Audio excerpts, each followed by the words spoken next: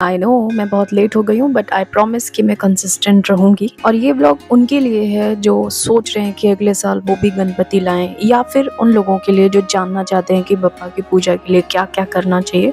तो ये ब्लॉग आप लोगों के लिए है। हमने भी फर्स्ट टाइम गणपति जी का आगमन किया था, तो जैसे हमें सबने बताया कि क्या क्या करना चाहिए, हमने वो सब फॉलो किया था। अगर इसमें कुछ सुधार सकते हैं, आपको कुछ पता हो जो हमें ऐड करना चाहिए। हमने 1.5 दिन के बप्पा की स्थापना की थी। मैंने उनके आगमन का पूरा ब्लॉग ऑलरेडी बनाकर डाल रखा है, तो अगर आपने नहीं देखा है तो प्लीज़ चेक करिए। तो आज मैं यहाँ जो भी आपको क्लिप्स दिखा रही हूँ वो 2nd दिन के हैं। आज बप्पा का विसर्जन होना है, तो उसी की ही सारी तैयारियाँ चल रही हैं। तो अगर आप ये देख रहे हो मैं पोहा चावल गुड़ इसको बांध रही हूँ, तो इसके पीछे भी एक कहानी है कि हम बप्पा को खाली हाथ नहीं भेजते। जैसे लोगों ने मुझे जो कहानी बताई कि मान लो उन्हें स्कूल जाना है तो आप उनके साथ लंच पैक करके देते हैं, करेक्ट। तो वैसे ही बप्पा भी जा रहे हैं तो उनको हम खाना बांध कर दे रहे हैं। और एक मान्यता और है कि जो मछलियाँ हैं, जब गणेश जी आते हैं तो वो उनसे पूछती हैं कि आप हमारे लिए क्या लाए हैं, तो हम उनको खाली हाथ इसलिए भी नहीं भेजते हैं। में 3 बार हम बप्पा को भोग लगाते हैं। तो पहले नाश्ता, जैसे मैंने पोहा बनाया था, आप कुछ भी बना सकते हैं, जस्ट मेक श्योर कि वो सात्विक हो।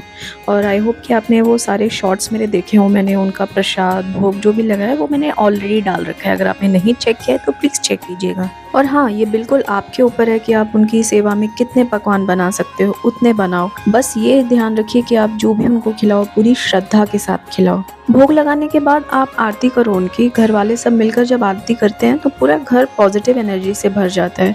और हम लोग तो भगवान को बहुत मानते हैं, आपने ऑलरेडी ये देखा होगा। हर शुभ काम करने से पहले हम भगवान को याद करते हैं।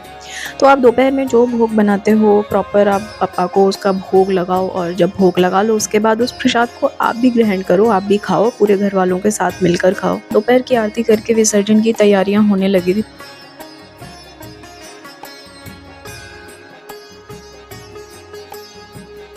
आरती होने के बाद पंडित जी ने बोला कि जिस पर बप्पा जी विराजमान थे आपको उस पार्ट को थोड़ा सा हिलाना है। बप्पा को पूरे घर में दिखाते हैं कि आप ये घर अच्छे से देख लो, आपको हमेशा यहाँ ब्लेसिंग्स देते रहना है।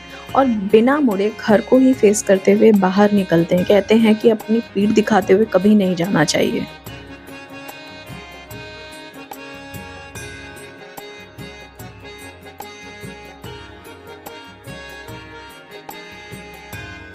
बप्पा के विसर्जन के समय में इतनी बारिश हो रही है, लेकिन आप लोगों का जोश देखो कैसे सब लोग नाच रहे हैं। कोई बैंड कर रहा है, कोई ढोल कर रहा है, कोई गुलाल से खेल रहा है।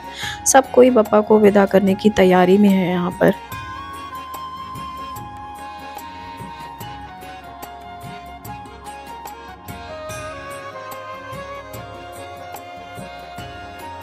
हम लोग भी बारिश में सब पहुँच गए थे। एंड बप्पा को अपनी अपनी विशेष बोल के हम सब ने भी उनको विदा किया।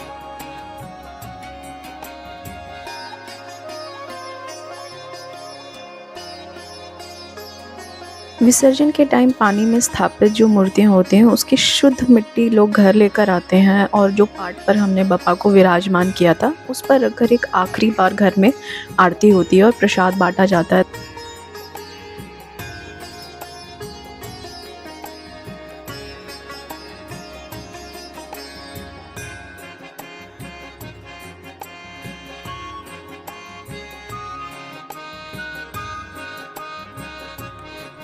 बप्पा के जाते ही घर इतना सूना हो गया था। हमारा दिन कैसे निकल गया था हमें कुछ पता ही नहीं चल रहा था। सुबह उठते थे, आरती करते थे, प्रसाद बनाते थे, बट अब कुछ भी करने को नहीं है। तो घर बहुत सूना हमारा लग रहा था। मैं तो बप्पा को आते जाते निहारती रहती थी, उनकी प्यारी सी आंखें, हाथ में मोदक। मुझे ना वो मूर्ति आज भी बहुत याद आती। जब हम सब लोग डेकोरेशन को निकाल रहे थे इतना बुरा लग रहा था कि अब हम क्या करेंगे, बट इस बात की खुशी थी कि बप्पा चलो अगले साल जल्दी आ जाएंगे। प्लीज आप लोग भी अपना एक्सपीरियंस शेयर करना कि आपने आगमन, आपने विसर्जन कैसे किया। और अब माता रानी भी आने वाली हैं तो जल्द उनके स्वागत में हम सब लोग मिलेंगे।